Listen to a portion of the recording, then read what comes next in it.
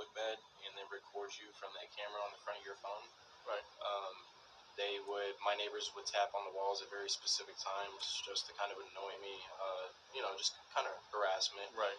And then it was basically months and months of conditioning. So this isn't really like a person hiding behind a bush spying on you. This is covert, but also very out in the open. It's meant for you to know they're stalking you, but for no one else around you to know, right? Exactly.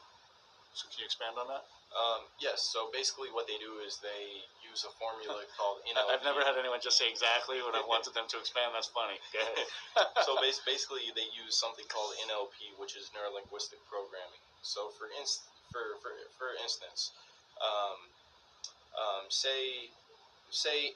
say you walk outside, right, and you go into your car and somebody walks by and they're clicking a pin and they're looking at you kind of weird. You're like, okay. You shrug it off. You go to the store, grocery store. You're buying groceries. You come out to your car and you got a lady pushing a cart and she's looking at, almost runs into you and she's clicking a pin. You're like, wow, that had to have been a coincidence. Right, it's almost like Pavlov's dogs, like your condition. Yeah. So now you're on your way home, right? You're stopped at a stoplight, and you got a guy holding his arm out of the car, clicking a pin. Now you've just been sensitized to that. Right. Pin. So to the average person, they're not going to really think when they see one person clicking the pen that means anything. It'll make you look crazy. You'll say to your mother, "Hey, that guy's clicking the pen," but you're the only person that knows. You saw two other people that day clicking a pen at you, right? Exactly. So basically, it's an everyday stimuli that they use on you. It could be anywhere from, in the very beginning, they condition you to a protocol. They try to say you're guilty of something. Now, a lot of people are going to, I hate to interrupt you, but I know we have a limited amount of time, and I want to make sure you get everything out you want to say. Yeah. A lot of people are going to say why, and a lot of people are going to say who. Those are really difficult questions, right? Yeah, those are very difficult questions. Because the different... there's different organizations that are a part of it. So it's kind of, and since it is a covert operation, it's hard to pinpoint who's actually doing the targeting. It's kind of like a vicious circle because you don't know what the end game is. It's difficult to prove or pinpoint, so therefore people say it's not happening, but it is. Exactly. The perpetrators know that it's happening, and so that's why I took up activism because if I can inform our perpetrators, they know what's going on, but they're told lies and disinformation, and whenever you present them with the correct information. They realize what they're doing is wrong. Right. It's a smear campaign. They tell lies on you, and they pay people money for their services. For an example of creating a smear campaign. Like for me personally, everyone in West Hollywood and Los Angeles that have known me for 20 years, I have thousands of friends. Okay, everybody likes me. Yeah. But for some reason, I don't have one single friend in my apartment building for the last 3 years. No one will talk to me. Nor have I had one single friend living in my house in Florida for 4 years. Mm-hmm. So everyone in the world is my friend. Everyone likes me. But yet no one on my street likes me or will talk to me. And explain to them why that might be. What do they do to my neighbors to make them think this? Well, what they do is in the beginning, they start with the bugging of the target's home. So basically they want to profile the target. So they set up audio video surveillance in your home. They get somebody to conspire against you. And then they build a protocol on you. The protocol is what's going to be used to harass you. They also sensitize you to the protocol that they create for you. So it's not just like you're being followed and stalked. You got people setting you up and trapping you, coercing you, manufacturing false evidence, and then sensitizing you to the false evidence that they manufactured, and then you get harassed about it. Right. Now, like another example of like a possible, sometimes they can effectively stalk you by just claiming you're stalked. For instance, you'll have a friend come over to your house and say, "Hey, I was just followed there." So they're getting double mileage out of that because exactly, because this will let you know that you're being followed. So they're getting a lot for their dollar. Yeah, exactly. Right. Okay. So and they'll do harassment skits. It's called directed conversation. They'll random strangers out in public. They'll walk by you or kind of linger around you, and they'll act like they're talking on their cell phones, and they'll mention stuff that only pertains to your situation. Right. And it happens on a day-to-day basis. I mean, not just once or twice a day, but 15, 20 times a day. Right.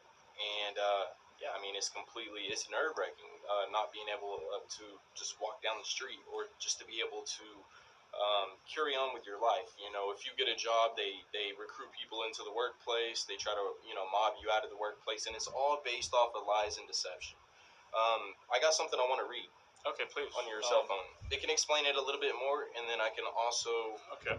give some references to the viewers Okay. that they may be able to look up and find more information. Yeah, one of the most important objectives we have here today is to inform people, number one, that don't know they're being gang stalked. They just feel like something weird is going on. Yeah. Let them know that there's a lot of support groups. They can go on Facebook.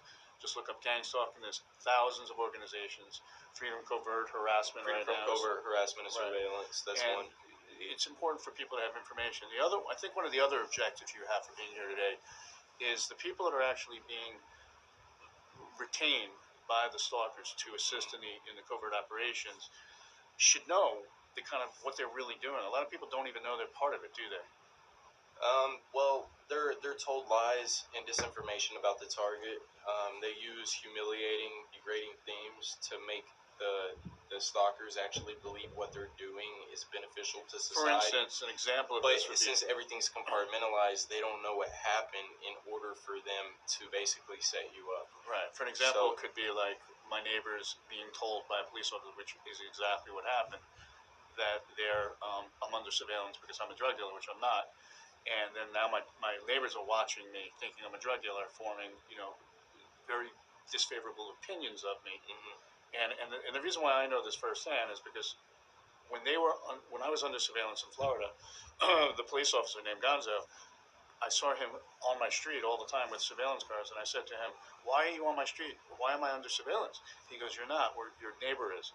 But that was really covert because they were able to actually be To make you believe that it was the neighbor. while they could still survey me. Yeah, exactly. I'm going to read this Okay. off of this website. It's organized stalking is a form of terrorism used against an individual in a miraculous attempt to reduce the quality of a person's life so they will have a nervous breakdown, become incarcerated, institutionalized, experience constant mental, emotional, or physical pain, become homeless, and or commit suicide.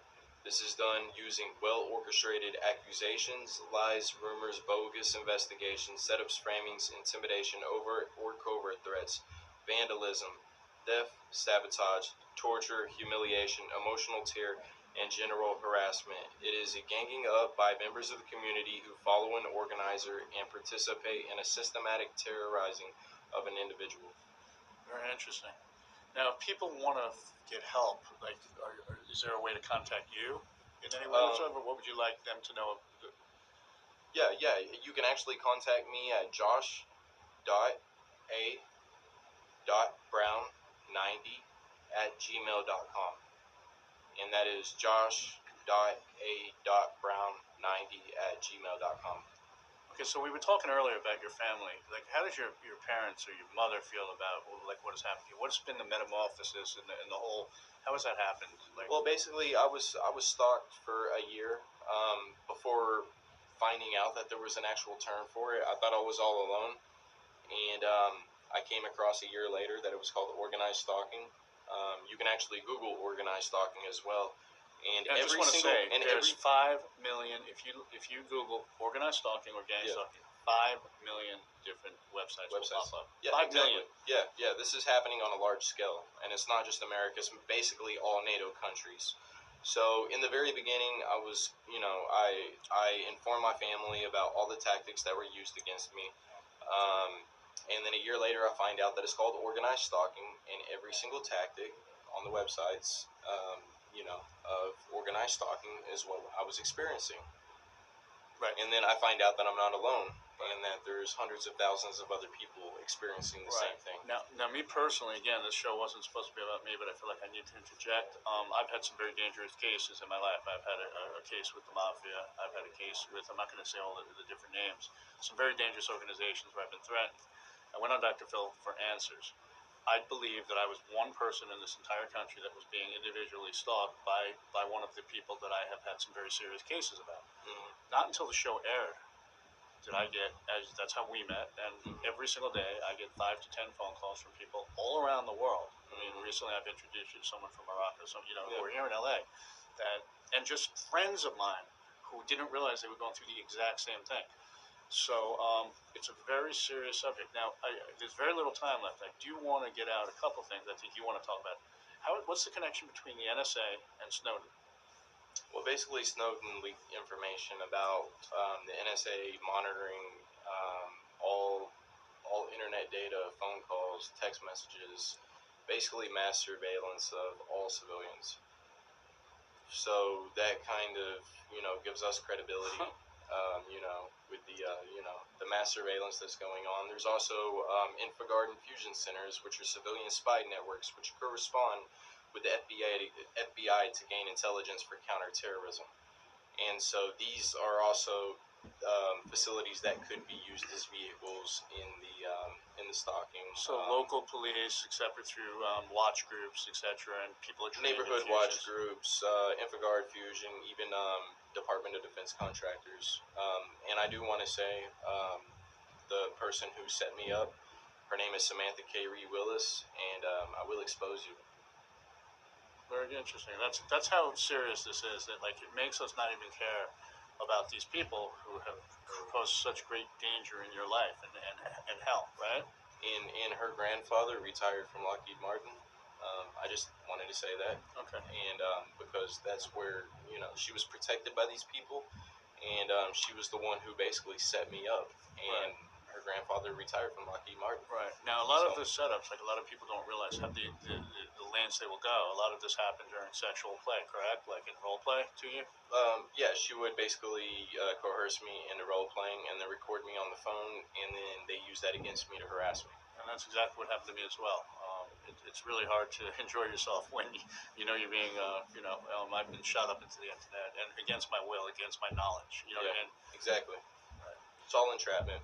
Right. So talk a little bit more about the NSA. You were telling me earlier about the FBI. What is the group that happened in the '60s? Can you explain about that? Yeah, there was actually a program that is identical to organized stalking. It's called COINTELPRO, declassified government documents. You can go to Google, type in COINTELPRO, and it'll pull up all the information. And you can also go to Google and you can type in organized stalking, or you can go to YouTube and type in organized stalking as well. And tell us more what COINTELPRO is. I mean, you haven't told me anything. COINTELPRO is an acronym for the counterintelligence program conducted by the FBI. And basically, they employed the same exact tactics that organized stalking employed. Talk more about, elaborate a little bit more, because Well, I know that you don't shut up about this normally. So back in the '60s, they would target mainly people in the Black Panther Party, revolutionists, Malcolm X, Martin Luther King, political dissidents, whistleblowers, activists, different things like that. But now we're on a larger scale of what they're doing. It's much more than just political or activism. They're doing this to whistleblowers who are blowing the whistle on corporate government okay, corruption. so let me ask you this: we have 1 minute left. Yes. Why you? Why me? And I know that's the most difficult issue. The reason I'm putting you on the spot with that is because it's obvious we don't know why, but I'm going to ask you, what is your opinion? What did you do that's causing the government or whoever it is to do this to you? My ex-girlfriend's grandfather retired from Lockheed Martin. I believe that she's trying to use me as a scapegoat, basically to ensure if she did something wrong, then it would come back on me. I want to just cut in right there and let you know that like a lot of, even to me, and I'm saying this right out there, even to me, that sounds ridiculous. And it's the fact that this sounds ridiculous is how they're able to get other people not to believe that this is really taking place. So I want to thank you for being here as my guest today, man. Yeah, you're thank amazing. you for having me. And I'm really glad you're in LA with me right now. And, we're going to get to the bottom of this. Of course. Okay? Of course. Okay. So, anyway, it's a pleasure having you here, brother. We just have to pretend we're talking right now, or maybe they're hearing that right now. But this is show business, right? Yep. So, cool. Awesome. That was a pretty good show. You shut up a few times when you actually got the stage right there.